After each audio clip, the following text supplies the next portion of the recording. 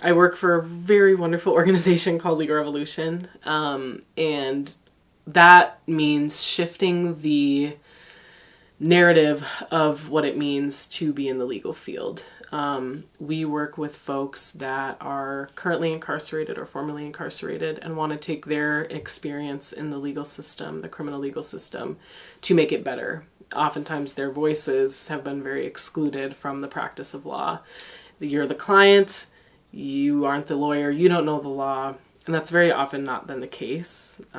This country and all over the world really has a really rich history of what is called quote-unquote jailhouse lawyers, and people in prisons across the country that know the law far better than I do, and I went to law school for 3 years to learn it. But when your life doesn't depend on learning it, when you aren't forced to learn it from a place of survival or freedom, you're not as invested as people that teach themselves the law.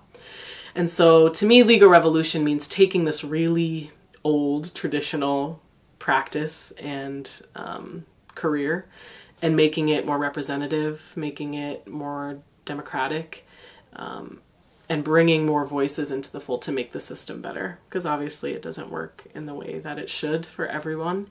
And what we're trying to do with Legal Revolution is create this revolution that changes that by bringing new perspective into the fold. So it's a pretty powerful statement. We definitely weren't playing around with it when we came up with it. It catches people's attention for sure. But I think it starts that conversation, which is really important. I think my favorite part of it is playing that influential role and changing the narrative of what an attorney is like. In the kind of line of work I do, people typically have not always had great experiences with attorneys leading up to where I meet them at.